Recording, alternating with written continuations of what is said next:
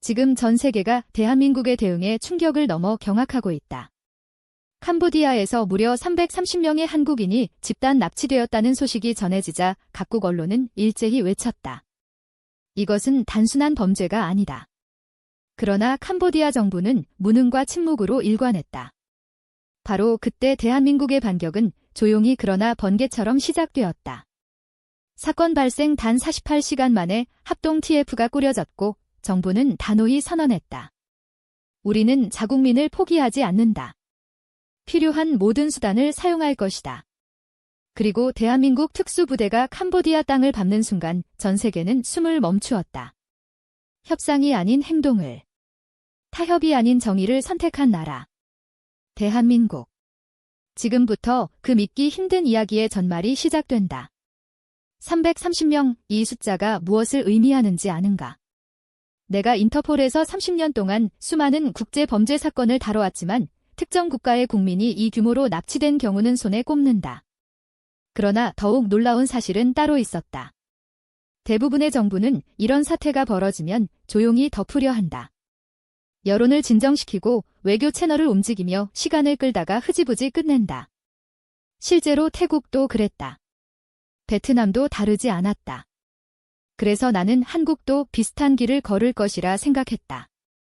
하지만 서울에서 들려온 소식은 내 모든 예측을 산산이 부쉈다. 내 이름은 마이클 로웰. 전직 인터폴 수사관이다. 나는 동남아 범죄 조직의 잔혹함과 부패한 관료들의 무기력을 수도 없이 보아왔다. 그리고 그 희생양이 되는 외국인들. 언제나 같은 패턴이었다. 캄보디아발 초기 보고서를 받았을 때도 그저 또 하나의 사건 파일이라 여겼다. 런던 사무실에서 식어가는 커피를 마시며 페이지를 넘기면서도 별다른 감정은 없었다. 한국인 피해자 330건, 그저 숫자였다. 통계였다. 동남아에서 외국인 납치는 일주일에 한 번씩 등장하는 익숙한 그림이었으니까. 과거 태국인 수백 명이 캄보디아로 끌려갔을 때 태국 정부는 아무것도 하지 않았다. 외교적 유감 표명 한 줄로 끝났다. 나는 당연히 생각했다. 한국도 비슷하겠지? 며칠 시끄럽다가 잠잠해지겠지? 그러나 내가 보게 된 것은 완전히 다른 세계였다. 완전히 다른 국가였다. 그리고 완전히 다른 결이었다. 그런데 서울의 분위기는 전혀 달랐습니다.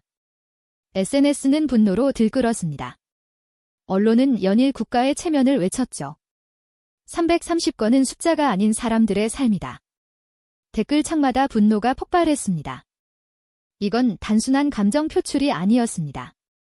뭔가 다른 에너지가 느껴졌죠. 마치 거대한 폭풍의 전조 같은 느낌이었습니다. 보통의 정부라면 여론을 진정시키려 애었을 겁니다. 최선을 다하겠다. 긴밀히 협조하고 있다. 이런 식의 뻔한 멘트로 시간을 끌었겠죠. 하지만 한국은 달랐습니다. 그들은 마치 그 분노를 동력으로 삼는 듯 했습니다. 외교부, 국정원, 경찰청, 국가의 모든 신경이 하나의 점을 향해 모이기 시작했습니다. 저는 처음엔 이해하지 못했습니다. 도대체 왜 이렇게까지 반응하는 겁니까? 외교적으로 처리하면 되는 사건 아닙니까? 태국도 베트남도 말레이시아도 조용히 넘어갔던 일인데 말입니다.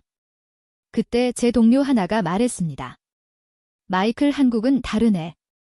진짜 화났어. 저는 코웃음을 쳤습니다. 화가 나면 뭐 합니까? 결국 현실 앞에서 타협하게 되어 있죠. 하지만 제 냉소는 곧 당황으로 바뀌었습니다. 한국 정부의 움직임은 제가 30년간 봐온 그 어떤 패턴과도 달랐습니다. 외교적 수사도 정치적 계산도 보이지 않았습니다. 오직 구출이라는 목표를 향한 직선적인 움직임, 그 단순함이 오히려 저를 혼란스럽게 만들었습니다. 이건 뭡니까? 도대체 뭘 하려는 겁니까? 그때 처음으로 의문이 들었습니다. 왜 이들은 다르지? 서울의 분노는 점점 더 뜨거워졌습니다. 그리고 그 열기는 곧 행동으로 바뀌기 시작했습니다. 제가 수십 년간 국제범죄를 다루며 한 번도 보지 못한 광경이 펼쳐지려 하고 있었죠. 제 경험상 이런 사건에 대한 정부의 반응은 예측 가능했습니다. 유감 표명, 긴밀한 협조 요청, 외교적 노력 지속 뻔한 수순이죠. 그리고 몇 주 지나면 언론의 관심도 식고 사건은 서서히 잊혀집니다. 저는 한국도 그럴 거라 생각했습니다. 아무리 분노해봤자 결국 현실 앞에서 타협하게 되어 있으니까요. 하지만 한국은 달랐습니다. 사건 발생 48시간 만에 한국 정부는 전례 없는 결단을 내렸습니다.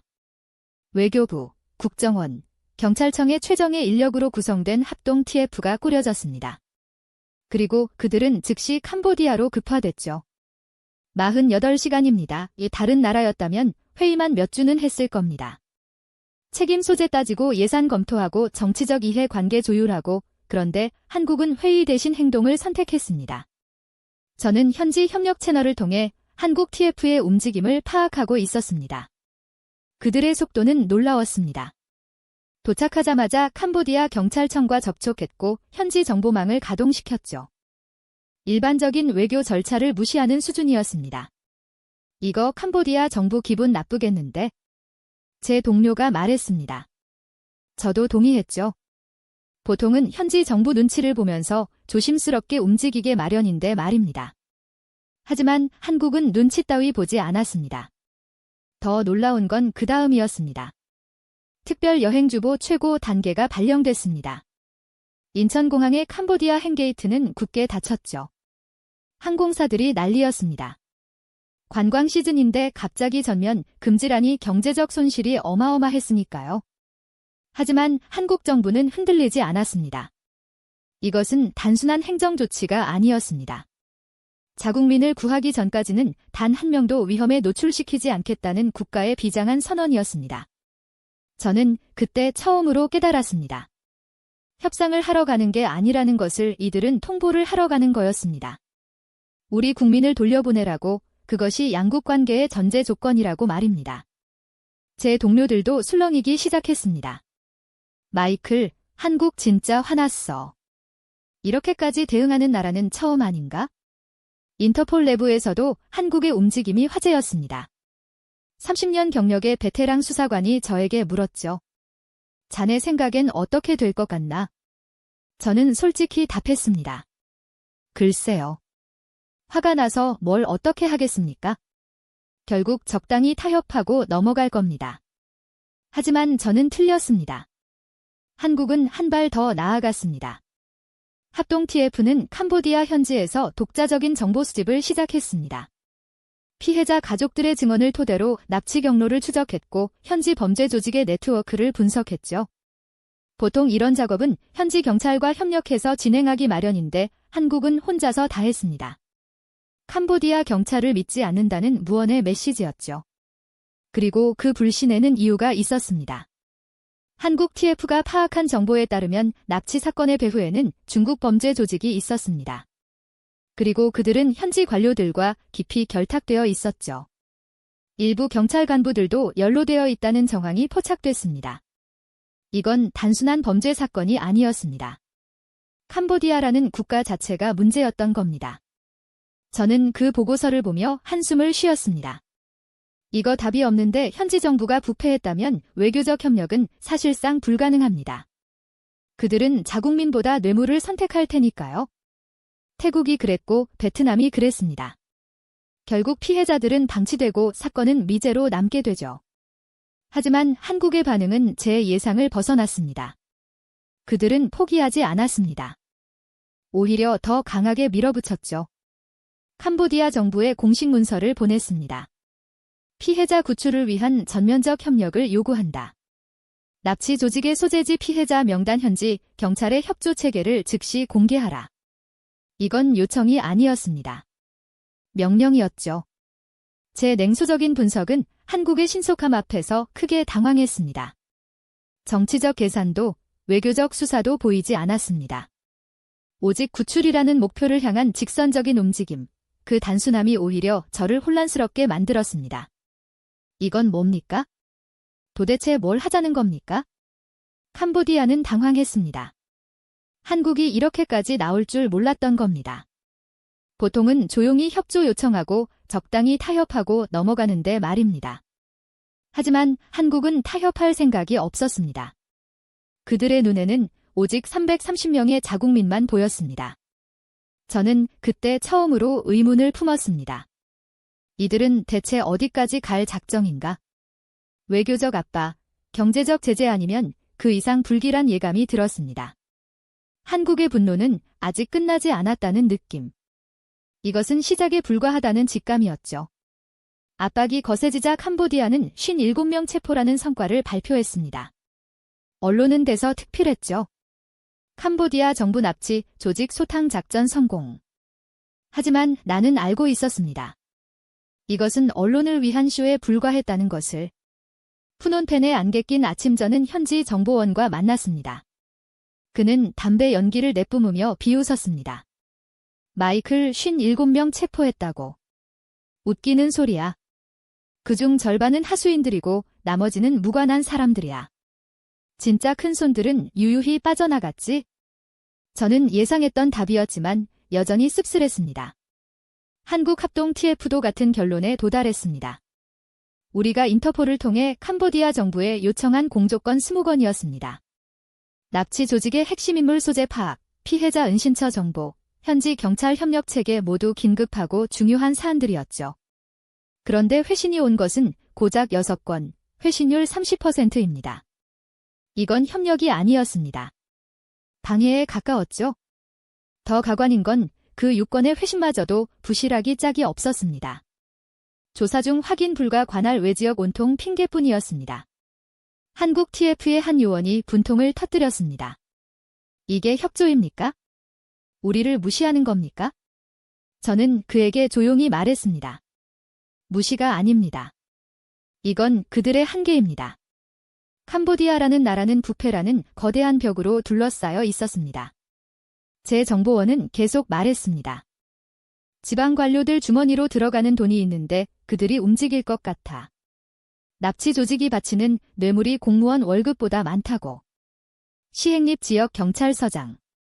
그 사람 아들이 푸펜에서 벤츠 타고 다녀 월급으로 가능한 일인가? 저는 한숨을 쉬었습니다. 이건 제가 30년간 동남아에서 봐온 익숙한 풍경이었습니다. 한국의 분노는 절망으로 바뀌는 듯 했습니다. 합동 TF 내부 회의에서 좌절감이 역력했습니다. 이강현 차관님, 캄보디아는 협조할 의지가 없습니다. 공식 채널은 사실상 막혔습니다. 한 요원이 보고했죠. 회의실의 공기는 무겁게 가라앉았습니다. 외교적 압박도 경제적 위협도 소용없다면 이제 뭘 할 수 있겠습니까? 하지만 이강현 차관의 표정은 달랐습니다. 그는 조용히 고개를 끄덕이며 말했습니다. 예상했던 결과입니다. 우리는 처음부터 알고 있었습니다. 캄보디아 정부가 협조하지 않을 거라는 것을. 저는 그 말을 듣고 깜짝 놀랐습니다. 알고 있었다고요? 그렇다면 지금까지의 외교적 노력은 대체 뭐였습니까? 이강현 차관은 창밖을 바라보며 말을 이었습니다. 우리는 명분이 필요했습니다. 국제사회에 보여줄 명분. 우리가 모든 외교적 수단을 동원했다는 것을 상대방이 협조하지 않았다는 것을 증명할 명분 말입니다. 저는 그제야 깨달았습니다. 저 강경한 압박은 진짜 목적을 위한 전주곡이었다는 것을. 그렇다면 이제 한 요원이 조심스럽게 물었습니다. 다음 단계로 넘어가는 겁니까? 이강현 차관은 고개를 끄덕였습니다. 서울에 보고합니다. 외교적 해결 불가능. 차기 옵션 검토 요청. 그 순간 저는 온몸에 소름이 돋았습니다. 차기 옵션이라니 그게 뭘 의미하는지 저는 너무나 잘 알고 있었습니다. 외교 다음은 힘입니다. 군사력이죠. 설마 진짜로 그럴 생각입니까? 현지 정보원과의 다음 만남에서 저는 조심스럽게 물었습니다. 한국이 무력 사용할 가능성이 있을까요? 그는 코웃음을 쳤습니다. 말도 안 돼. 주권 국가의 영토에서 군사작전. 그건 전쟁 행위야. 국제법 위반이고 한국이 아무리 화났어도 그렇게까지 하진 않을 거야. 저도 그렇게 생각했습니다. 상식적으로 불가능한 일이었으니까요. 하지만 한국은 순진하지 않았습니다. 그들도 이 벽을 알고 있었을 것입니다. 캄보디아가 협조하지 않으리라는 것도 부패한 관료들이 움직이지 않으리라는 것도 말입니다. 그런데도 그들은 끝까지 밀어붙였습니다. 모든 외교적 카드를 소진했고 모든 경제적 압박을 가했습니다. 왜입니까? 왜 이렇게까지 합니까? 저는 한국 뉴스를 보며 그 답을 찾았습니다. 피해자 가족들의 인터뷰가 연일 방송됐습니다. 22살 대학생의 어머니는 눈물을 흘리며 말했습니다. 우리 아들은 봉사활동을 가겠다고 했어요. 가난한 사람들을 돕고 싶다고 했어요. 그런 착한 아이가 60대 아버지는 주먹을 불끈 쥐며 말했습니다. 나는 대한민국을 믿습니다. 우리 정부를 믿습니다. 그 믿음이 한국 정부를 움직이고 있었습니다. 저는 그제야 이해했습니다. 이건 단순한 외교 사건이 아니라는 것을. 이것은 국가가 국민에게 한 약속을 지키는 문제였습니다. 330명은 숫자가 아니라 330개의 가족이었고 330번의 믿음이었으며 330개의 약속이었습니다. 그 약속을 지키기 위해서라면 한국은 어디까지 갈 수 있을까요? 불길한 예감이 들었습니다. 캄보디아는 자신들이 뭘 건드렸는지 모르고 있었습니다. 그들은 한국을 다른 나라들처럼 적당히 달래면 넘어갈 거라 생각했죠. 하지만 한국은 달랐습니다. 이들은 타협할 생각이 없었습니다. 외교가 안 되면 그 다음 수단을 쓸 뿐이었습니다. 회의실을 나서는 이강현 차관의 뒷모습을 보며 저는 중얼거렸습니다. 이건 시작에 불과하군. 부패라는 거대한 벽 앞에서 한국은 물러서지 않았습니다. 오히려 그 벽을 무너뜨릴 준비를 하고 있었습니다. 어떤 방법으로든 말입니다. 그리고 그 준비는 곧 현실이 될 예정이었습니다. 캄보디아의 군사 투입을 검토합니다. 한국 정부의 발표에 국제사회가 술렁이었습니다. 저는 런던 사무실에서 그 뉴스를 보며 귀를 의심했습니다. 군사 옵션이라고요? 주권 국가의 영토 내에서 군사 행동을 한다는 겁니까? 이건 사실상 전쟁 행위입니다. 국제법 위반이고 외교적 파국이죠. 불가능한 일이었습니다. 하지만 한국 외교부 대변인의 표정은 진지했습니다. 우리 정부는 자국민 보호를 위해 가능한 모든 수단을 검토하고 있습니다. 외교적 해결이 불가능할 경우 우리는 다른 옵션을 배제하지 않을 것입니다. 기자들이 술렁이었습니다. 그게 군사적 수단을 의미하는 겁니까? 대변인은 잠시 침묵하다가 답했습니다. 모든 가능성을 열어두고 있습니다. 제 동료들은 난리가 났습니다. 미쳤어. 캄보디아 영토에서 군사 작전을 한다고. 그건 침략이야. 한 동료가 소리쳤습니다. 다른 동료도 고개를 저었죠. 한국이 아무리 화났어도 설마 그렇게까지 하겠어? 이건 허세야. 캄보디아를 압박하려는 전략일 뿐이야. 저도 그렇게 생각하고 싶었습니다. 상식적으로 불가능한 일이었으니까요. 하지만 한국의 다음 움직임은 제 예상을 벗어났습니다. 국방부가 공식 브리핑을 열었습니다. 그리고 과거 사례 하나를 꺼내 들었죠. 2011년 소말리아 해역 아덴만 여명 작전 해적들에게 납치된 한국 선원들을 구출하기 위해 한국 해군 특수부대가 투입됐던 작전이었습니다. 그 작전은 성공했습니다. 인질 전원 구출, 해적 소탕, 단 한 명의 사상자도 없이 말입니다. 국방부 대변인은 차분히 말했습니다. 아덴만 여명 작전은 우리 군의 영향을 보여준 사례입니다. 당시에도 불가능하다는 말이 많았습니다. 하지만 우리는 해냈습니다. 그리고 필요하다면 우리는 다시 할 수 있습니다. 그 순간 회의장의 공기가 얼어붙었습니다.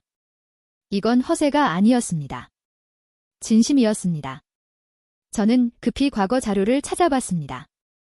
아덴만 여명 작전 2011년 1월 21일 한국 해군 특수전단이 소말리아 해적에게 납치된 3호 주얼리 2호를 기습했습니다. 작전 시간 불과 6~6시간 인질명 전원 구출 해적 8명 사살 5명 생군 부상자는 단 1명 그것도 경상이었죠. 완벽한 작전이었습니다. 하지만 그건 바다였습니다. 공해상이었죠? 이번엔 다릅니다. 캄보디아는 주권 국가의 영토입니다. 법적, 외교적 장벽은 훨씬 높았습니다. 바다에서의 해적 소탕과 타국 영토에서의 군사작전은 차원이 다른 문제였죠. 국제법상 명백한 주권 침해입니다. 운 안보리에서 제재를 받을 수도 있고 국제사회에서 고립될 수도 있습니다. 하지만 한국의 메시지는 명확했습니다. 외교로 안 된다면 힘으로 데려오겠다. 이건 제 경험의 범주를 완전히 벗어나는 일이었습니다. 납치 사건 하나 때문에 전쟁을 불사하겠다고요? 국제적 비난을 감수하겠다고요? 저는 그들이 허세를 부리는 것이라 애써 생각했습니다. 하지만 한국 정부 관계자들의 눈빛에서 저는 관계에 가까운 진심을 읽었습니다. 현지 정부원에게 다시 연락했습니다. 한국이 정말로 군사작전을 할 것 같습니까? 그는 잠시 침묵하더니 답했습니다. 마이클, 솔직히 모르겠어. 상식적으론 불가능해. 하지만 한국은 지금 상식으로 움직이는 게 아니야. 저들은 진짜 미쳤어. 좋은 의미로 말이야. 저도 동감했습니다. 이건 미친 짓이었습니다. 하지만 그 미친 짓을 정말로 할 것 같은 나라였습니다. 캄보디아는 당황하기 시작했습니다. 푸놈펜의 정부 청사는 긴급회의로 술렁이었습니다. 한국이 정말로 군대를 보낼 리 없다. 이건 협박이다. 어떤 관료는 자신만하게 말했죠. 하지만 다른 관료는 불안해했습니다. 아덴만 작전을 봤나? 저들은 진짜 했어. 소말리아 해적들을 쓸어버렸다고. 만약 우리 땅에서 그런 짓을 한다면 국제사회도 주목하기 시작했습니다. 미국 국무부는 한국의 자국민 보호 의지를 이해하지만 국제법 테두리 내에서 해결되길 바란다고 논평했습니다. 중국 외교부는 주권 존중을 강조했죠. 운 사무총장도 외교적 해결을 촉구했습니다. 하지만 한국은 흔들리지 않았습니다. 한국 국방부 장관이 직접 나섰습니다. 우리는 평화를 원합니다. 하지만 우리 국민의 생명보다 중요한 평화는 없습니다. 캄보디아 정부가 협조하지 않는다면 우리는 스스로 구출할 것입니다. 이것은 협박이 아닙니다. 약속입니다. 그의 목소리는 단호했습니다. 한치의 흔들림도 없었죠. 저는 그때 처음으로 한국이라는 나라에 대해 공포와 함께 설명할 수 없는 경외심을 느꼈습니다. 이건 단순한 외교적 레토릭이 아니었습니다. 진짜 준비를 하고 있었습니다. 한국군 특수부대가 비밀리에 훈련을 시작했다는 첩보도 들려왔습니다. 시가전 훈련, 인질 구출 훈련, 야간 침투 훈련 모든 게 실전을 상정한 움직임이었습니다. 캄보디아는 이제 진짜로 두려워하기 시작했습니다. 한국이 정말로 올 수도 있다. 그 불안감이 푸놈펜 전역에 퍼졌습니다. 부패한 관료들도 중국 범죄 조직도 이제는 긴장하기 시작했죠. 한국은 진심이었습니다. 자국민 330명을 구하기 위해서라면 국제적 비난도 외교적 마찰도 심지어 전쟁 위험까지도 감수하겠다는 무서운 의지였습니다. 저는 중얼거렸습니다. 이건 국가의 관계인가 아니면 숭고한 의지인가? 답은 알 수 없었습니다. 하지만 한 가지는 확실했습니다. 한국은 물러서지 않을 것이라는 점, 그리고 그 결의 앞에서 캄보디아는 선택을 강요받고 있었습니다. 협조하거나 아니면 한국군과 마주하거나 시간은 흐르고 있었고 한국의 인내심은 바닥나고 있었습니다. 군사 옵션 검토가 발표된 지 24시간 후 한국은 실행에 옮겼습니다. 국방부는 극비리의 707특임단 최정예 요원들을 선발했습니다. 대한민국 최고의 특수부대 아덴만 여명 작전을 성공시켰던 바로 그 부대였죠. 저 또한 공조협조로 구출 작전에 투입되었습니다. 30년간 쌓아온 현지 정보망과 동남아 범죄 조직에 대한 전문성을 인정받은 겁니다.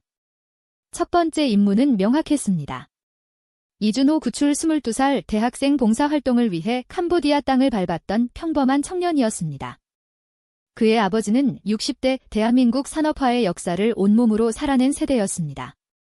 작전 브리핑에서 저는 그의 아버지 인터뷰 영상을 봤습니다. 핏발선 눈으로 카메라를 응시하며 아버지는 울먹였습니다. 우리 아들이 돌아오면 젊은 세대가 자랑스러워할 수 있는 대한민국이 있다는 것을 보여주고 싶소. 나는 대한민국을 믿습니다. 국민 한 사람을 버리지 않는 우리 정부를 믿소. 그의 목소리는 떨렸지만 그 속에 담긴 믿음은 확고했습니다. 저는 그 장면을 보며 가슴이 먹먹해졌습니다. 그리고 더 놀라운 소식을 들었습니다. 대한민국 합동참모의장 박진석 대장이 직접 이준호 학생의 아버지가 사는 허름한 빌라를 찾았다는 것입니다. 국가 최고 군사지휘관이 한 시민의 집을 직접 방문한 겁니다. 브리핑 담당 장교가 말했습니다. 박 의장님께서 아버지께 직접 약속하셨습니다.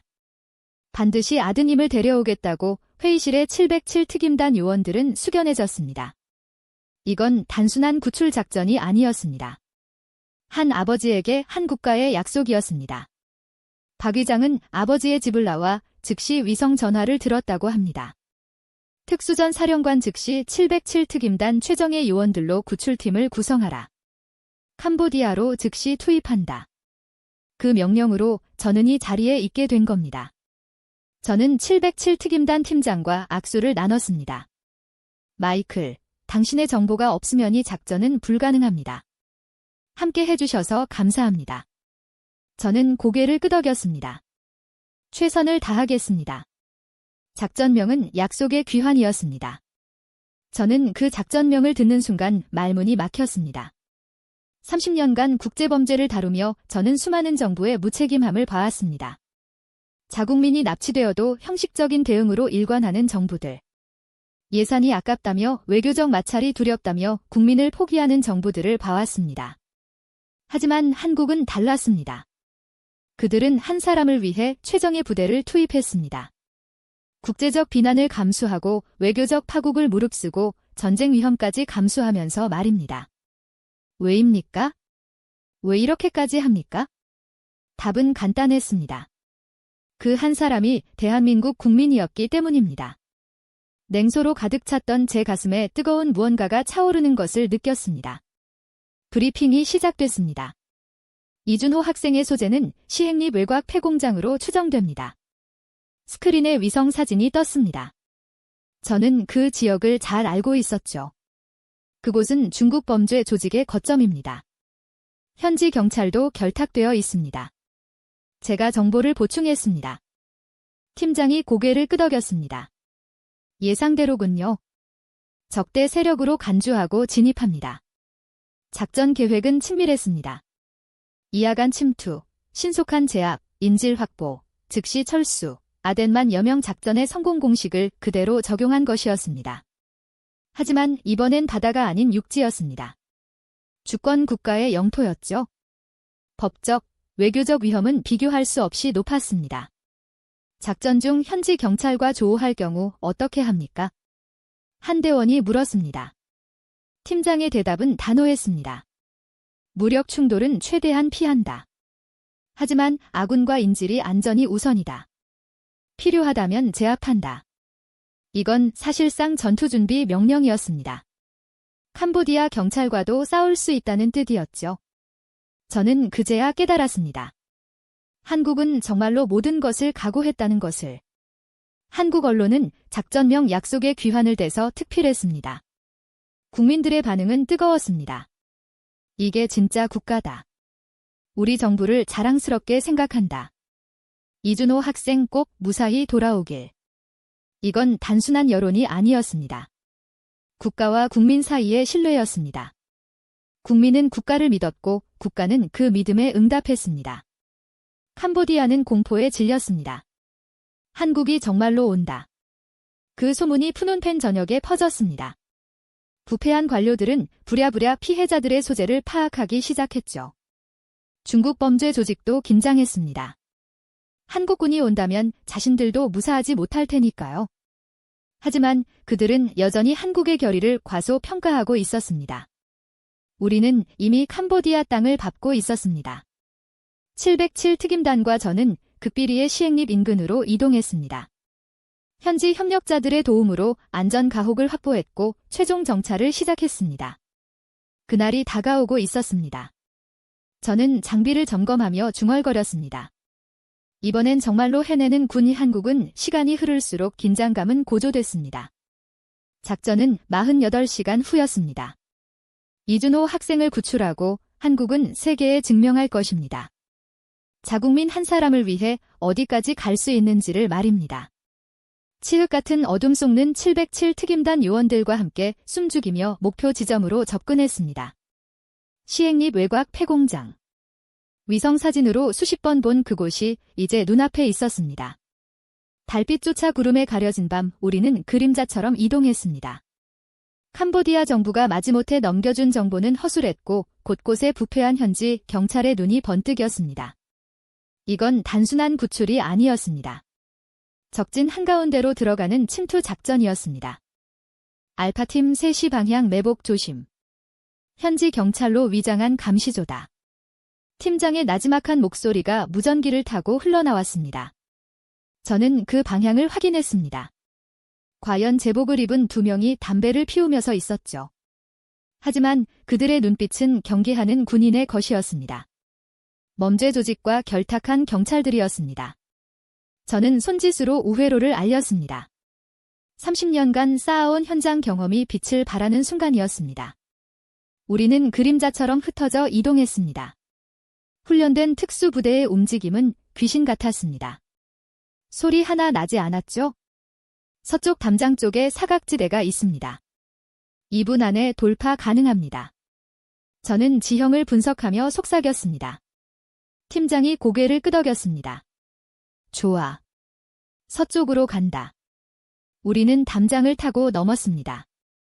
하나 둘 셋 모두가 소리 없이 착지했습니다. 첫 번째 건물로 접근했습니다. 문을 열기 전 팀장이 손을 들어 정지 신호를 보냈습니다. 뭔가 이상했습니다. 너무 조용했죠? 납치 시설이라면 최소한의 경비는 있어야 하는데 보이지 않았습니다. 팀장과 제 눈이 마주쳤습니다. 우리는 같은 생각을 했습니다. 함정이다. 하지만 물러설 수는 없었습니다. 이준호는 이 안에 있을 겁니다. 팀장이 손가락으로 신호를 보냈습니다. 321 문이 열렸습니다. 그리고 그 순간 우리가 본 것은 텅 빈 공간이었습니다. 함정이었습니다. 동시에 사방에서 총알이 빗발치기 시작했습니다. 엎드려 팀장의 외침과 함께 우리는 재빨리 엄폐물 뒤로 몸을 숨겼습니다. 중국 범죄 조직과 결탁한 현지 경찰들이 우리를 포위한 것입니다. 총성이 귀가를 찢었습니다. 콘크리트 벽에 총알이 박히며 파편이 튀었습니다. 정부가 새어나갔다. 한대원이 외쳤습니다. 저도 그렇게 생각했습니다. 누군가 우리의 움직임을 알고 있었던 겁니다. 캄보디아 내부의 배신자 아니면 중국 조직의 정보망. 이유는 중요하지 않았습니다. 중요한 건 우리가 포위됐다는 사실이었습니다. 제 옆에 있던 707대원 한 명이 다리에 총상을 입고 쓰러졌습니다. 그의 신음소리에 저는 이를 악물었습니다. 다른 대원이 즉시 그를 끌어당겨 응급처치를 시작했죠. 하지만 상황은 악화일로였습니다. 사방이 적으로 둘러싸인 절체절명의 순간이었습니다. 적들은 우리의 위치를 정확히 알고 있었고 점점 포위망을 좁혀오고 있었습니다. 브라보팀 상황 보고 팀장이 무전을 쳤습니다. 하지만 응답이 없었습니다. 다른 팀도 똑같은 함정에 걸린 겁니다. 저는 순간 절망감을 느꼈습니다. 이대로 전멸할 수도 있다는 생각이 스쳤죠. 하지만 팀장의 얼굴에는 포기라는 단어가 없었습니다. 그는 차갑게 상황을 분석하고 있었습니다. 마이클, 다른 루트는 없나? 저는 머릿속 지도를 미친 듯이 그렸습니다. 이 지역의 모든 골목, 모든 건물을 제 머리에 입력해뒀습니다. 제가 30년간 쌓아온 정보가 지금 이 순간을 위한 것이었습니다. 낡은 지하수로의 건물 지하를 통해 연결될 겁니다. 저는 확신에 찬 목소리로 답했습니다. 이 폐공장은 과거 섬유 공장이었고 염색 폐수를 버리던 지하수로가 있었습니다. 팀장은 주저없이 결정했습니다. 지하로 간다. 우리는 부상당한 대원을 부축하며 지옥 같은 총격전을 뚫고 계단을 찾았습니다. 총알이 우리를 쫓아왔습니다. 한 대원의 헬멧에 총알이 맞았지만 다행히 관통하지 않았습니다. 우리는 미친 듯이 달렸습니다. 지하로 내려가는 철문을 발견했고 팀장이 그것을 걷어찼습니다. 계단은 좁았고 어둠은 짙었습니다. 야간 투시경을 켜고 내려갔습니다. 악취가 코를 찔렀지만 멈출 수 없었습니다. 뒤에서는 추격자들의 발소리가 점점 가까워졌습니다. 빨리 우리는 숨을 헐떡이며 지하수로로 뛰어들었습니다. 무릎까지 차오르는 오물 속을 헤쳐나가는 것은 악몽 같았습니다. 하지만 멈출 수 없었습니다. 뒤에서 손전등 불빛이 보였습니다. 추격자들도 지하로 내려온 겁니다. 계속 가, 팀장이 외쳤습니다. 한 대원이 뒤를 돌아격을 했습니다. 지하 수로의 총성이 울려 퍼졌습니다.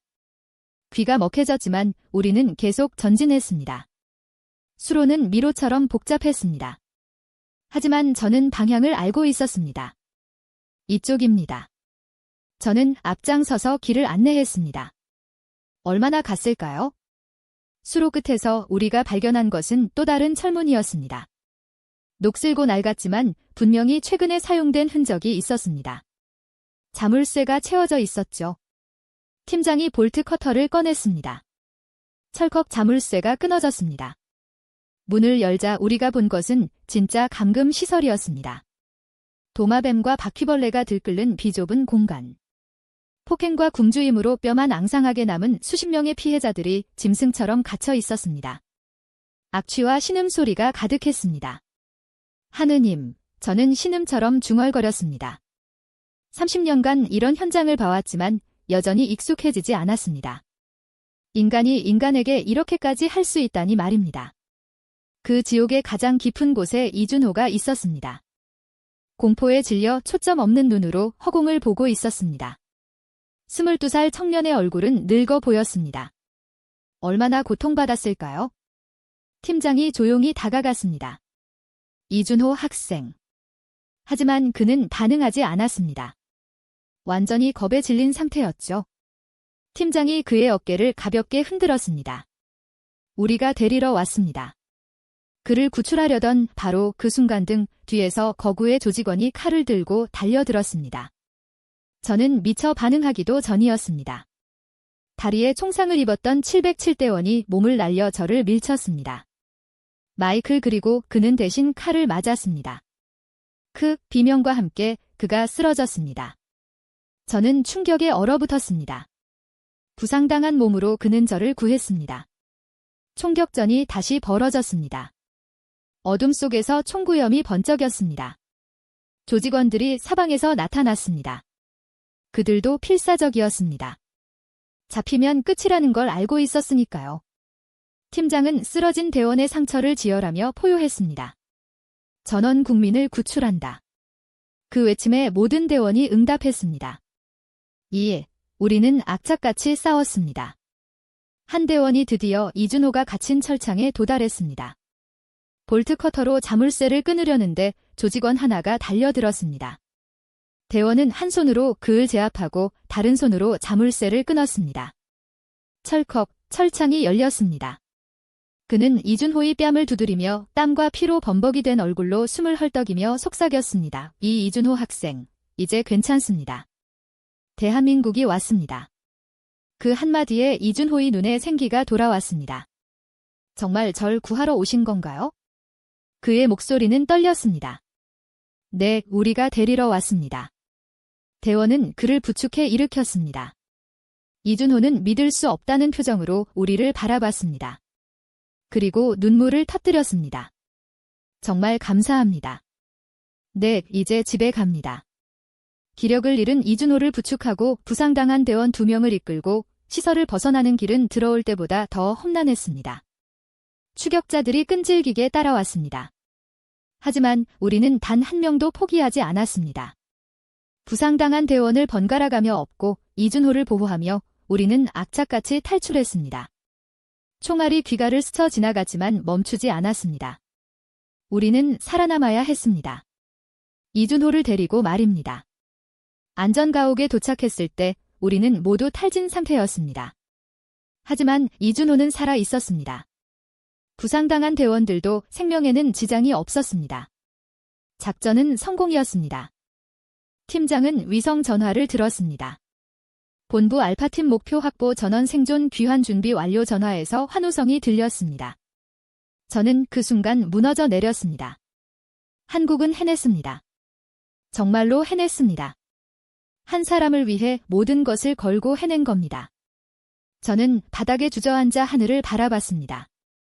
이것이 국가의 힘입니다. 국민을 절대 포기하지 않는 그 결의가 만들어낸 기적이었습니다. 이 인천공항 도착 게이트 앞은 인파로 가득했습니다. 저는 이준호와 함께 귀국편에 탑승했습니다. 그의 얼굴에는 여전히 공포의 흔적이 남아 있었지만 눈빛만큼은 살아 있었습니다. 정말로 끝난 건가요? 그가 저에게 물었습니다. 저는 고개를 끄덕였습니다. 네, 이제 집에 갑니다. 그는 창밖을 바라보며 눈물을 흘렸습니다. 비행기가 착륙하자 특별의전팀이 대기하고 있었습니다. 하지만 이준호가 가장 먼저 본 사람은 그의 아버지였습니다. 60대 노인은 출입문 앞에서 떨리는 다리로 서 있었습니다. 아들을 본 순간 그는 주저앉았습니다. 준노야. 이준호도 달려갔습니다. 아버지 두 사람은 게이트 한가운데서 부둥켜 안고 울었습니다. 저는 그 장면을 멀리서 바라보며 눈시울이 뜨거워졌습니다. 주변의 수백 명의 사람들도 함께 울고 있었습니다. 박수 소리가 터져 나왔습니다. 대한민국 누군가 외쳤습니다.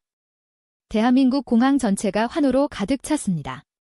이것은 단순한 귀환이 아니었습니다. 한 아버지의 눈물에 대한 국가의 약속이 지켜진 순간이었습니다.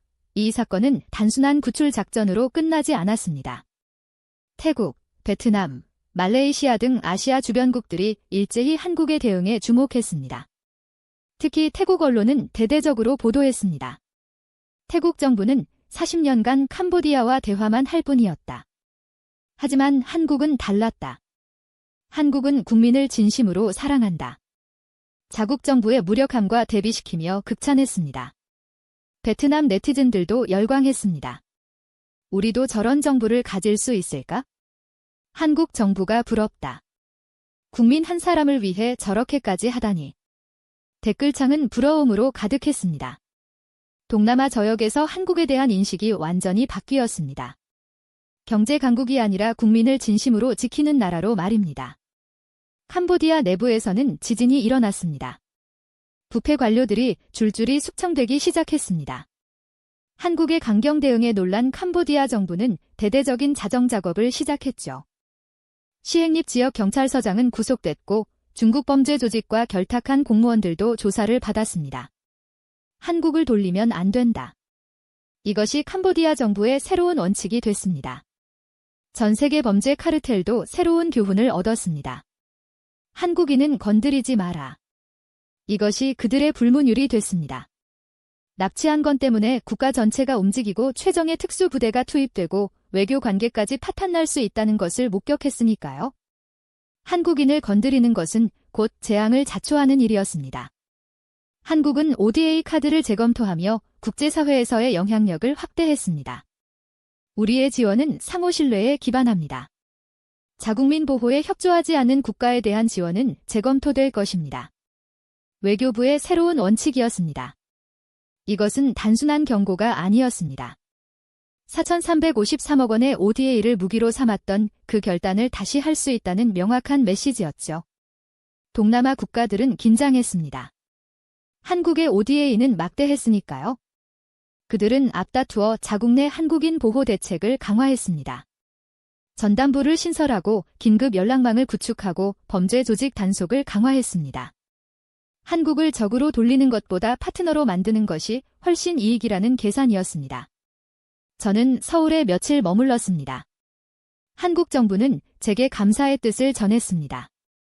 마이클 선생님의 도움이 없었다면 작전은 불가능했습니다.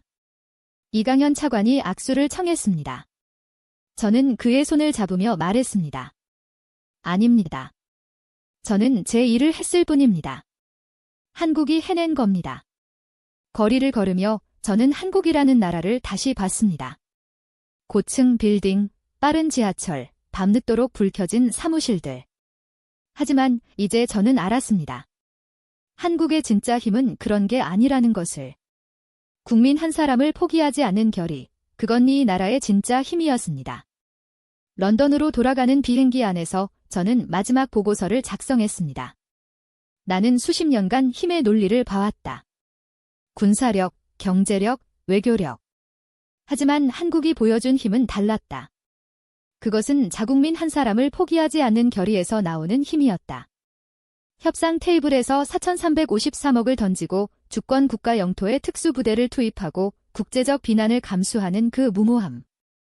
하지만 그 무모함이야말로 진정한 국격이었다. 저는 잠시 펜을 멈추고 창밖을 바라봤습니다. 나는 이제 한국을 다른 눈으로 본다. 말이 아닌 행동으로 증명하는 나라. 자국민 보호를 외교적 수사가 아닌 실제 행동으로 실천하는 나라. 나는 그날 한 청년이 아니라 위대한 국가의 자부심이 구출되는 것을 똑똑히 목격했다. 보고서를 마무리하며 저는 덧붙였습니다. 앞으로 동남아에서 한국인을 대상으로 한범죄는 급격히 감소할 것이다. 왜냐하면 모두가 알게 됐기 때문이다.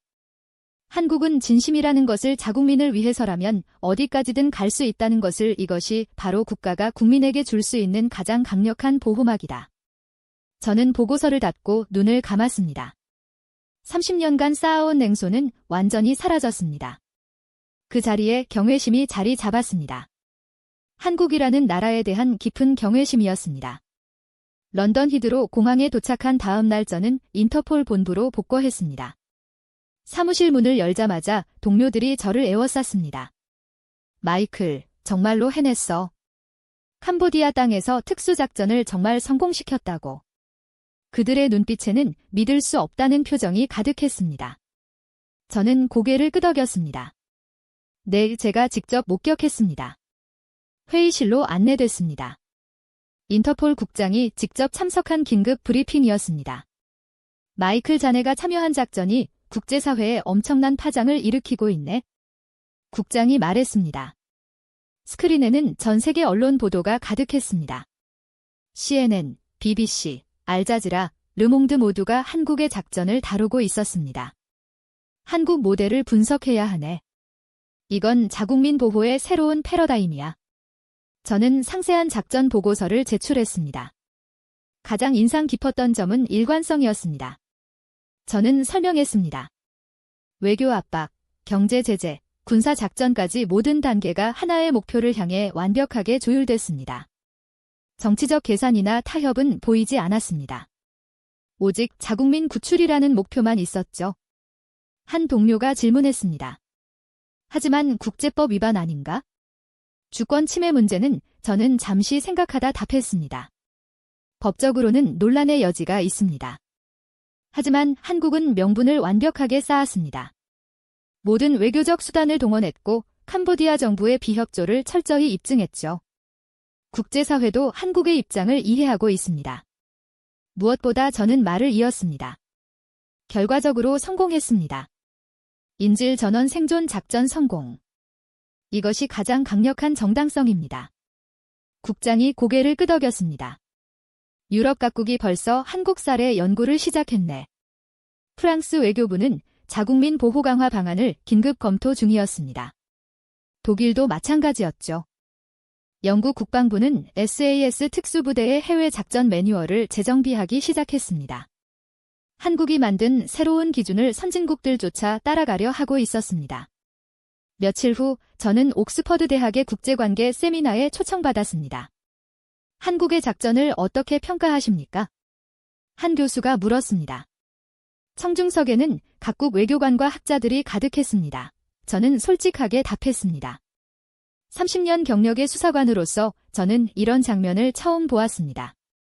국가가 국민 한 사람을 위해 실제로 모든 것을 거는 모습으로. 그러자 한 교수가 되물었습니다. 비용 대비 효과는 어떻습니까? 한 사람을 구하기 위해 외교관계를 위태롭게 하고 수천억 원의 지원을 지렛대로 쓰고 군사작전까지 감행하는 것이 과연 합리적입니까? 학술적으로는 지극히 당연한 질문이었습니다. 저는 잠시 침묵했습니다. 그리고 천천히 말을 이었습니다. 합리적이냐고 묻는다면 아닙니다. 경제적으로도 외교적으로도 손해일 수 있습니다. 그러나 저는 그 작전 현장에 있었습니다. 철창 안에서 절망에 잠긴 22살 청년을 직접 보았습니다. 그를 구하기 위해 목숨을 걸고 돌진하는 특수부대원들을 보았습니다. 그리고 공항에서 아들을 끌어안고 오열하는 아버지의 모습을 보았습니다.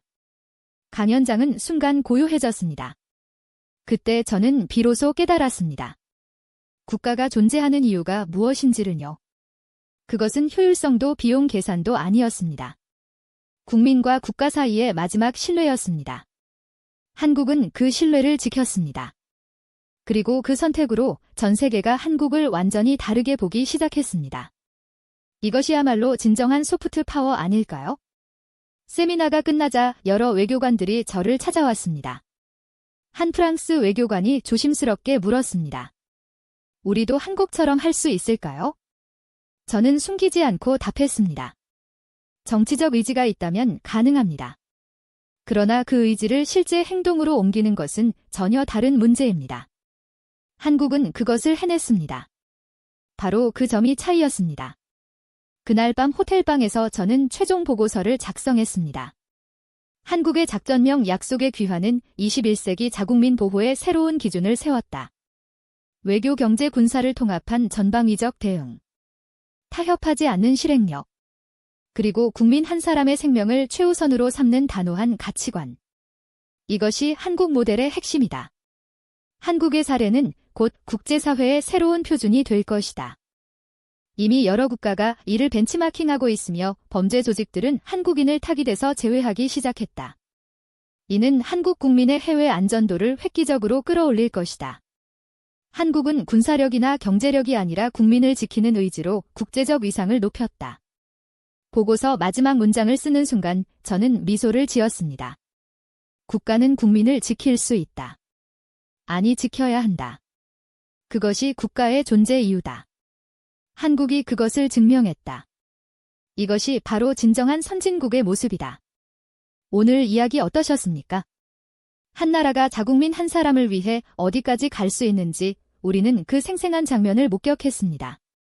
외교 압박, 경제 제재, 최정예 특수부대 투입. 대한민국은 작전명 약속의 귀환을 통해 세계에 증명했습니다. 국민 한 사람의 생명이 얼마나 소중한지. 그리고 그것을 지키는 의지가 바로 국격이라는 사실을 말입니다. 오늘 이야기가 감동적이었다면 좋아요로 마음을 전해주세요. 댓글로 여러분의 생각을 들려주시면 큰 힘이 됩니다. 그리고 구독을 눌러주시면 앞으로도 더 깊고 더 뜨거운 대한민국의 이야기를 가장 먼저 만나실 수 있습니다. 시청해주셔서 감사합니다.